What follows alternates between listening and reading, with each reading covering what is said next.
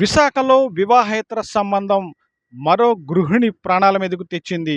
స్వతంత్ర నగర్‌కు చెందిన కొయ్య కార్తీక్, వైఎస్ఆర్ కాలనీకి చెందిన ఆశ. వీరిద్దరూ కూడా ఒక 5 ఏళ్లుగా సహజీవనం చేస్తున్నారు. వాస్తవానికి ఆశకు 5 ఏళ్ల క్రితమే మ్యారేజ్ అయింది. భర్తతో విడిపడి వేరుగా ఉంటుంది. పూర్తిగా 20 సంవత్సరాలు కూడా లేవు. ఇంచుమించుగా 2, 3 సంవత్సరాల తేడాతో ఇదే వయసులో ఉన్నటువంటి కార్తీక్ కూడా ఈమెతోటి పరిచయం అయింది. ఈ పరిచయం ప్రేమగా మారి గత 5 ఏళ్లుగా వివాహేతర సంబంధాన్ని కొనసాగిస్తున్నారు. ఇద్దరికి కూడా ఆమెకి 2 పిల్లలున్నారు. ఈయనకు కూడా 2 పిల్లలున్నారు. వయసు చూస్తే 25 దాటలేదు. ఈ క్రమంలోని 5 ఏళ్లుగా కొనసాగినటువంటి వీరి వివాహేతర సంబంధం ఒక్కసారిగా చిన్న చిన్న గొడవలు మొదలయ్యాయి. ఈ గొడవలు చినికి గాలివానై కాపులపాడు ప్రాంతంలో ఆమెతోటి వివాదానికి దారితీశాయి. ఏదో పని మీద తీసుకెళ్ళి అటుగా వెళ్తున్నప్పుడు కాపులపాడు ప్రాంతంలో మెడకు ప్లాస్టిక్ తాడుతోటి ఉరివేసే ప్రయత్నం అయితే చేశాడు.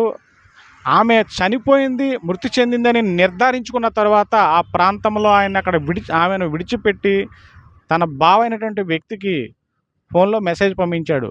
ఆశను చంపేశాను, ఇక ఆమె లేదు అనే మెసేజ్ పంపించాడు.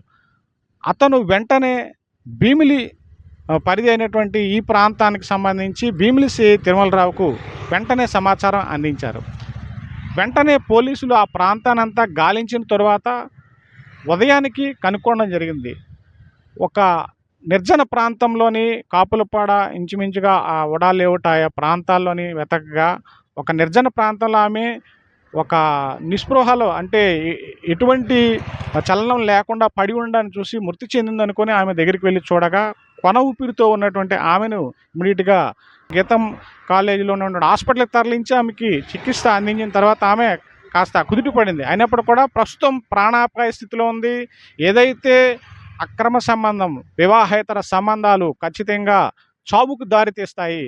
అది మగాడు కావచ్చు, స్త్రీ కావచ్చు, ఎవరైనా సరే ఖచ్చితంగా ఏదో ఒక రోజు వివాహేతర సంబంధాలు మృతికి దారితీస్తాయి, హత్యకు దారితీస్తాయి, అత్యోదంతాలకు దారితీస్తాయని చెప్పడంలో ఏమాత్రం సందేహం లేదు. సిఐ తిరుమలరావు ఆధ్వర్యంలో భీమిలి సంబంధించి ఈ కేసును విచారణ చేపట్టారు. విచారణ కొనసాగుతుంది. ప్రస్తుతం అయితే నిందితుడు కార్తీక్ పోలీసుల అదుపులో ఉన్నాడు. కెమెరామెన్ స్వామితో Sridhar, GT India news, Visakhapatnam నుంచి.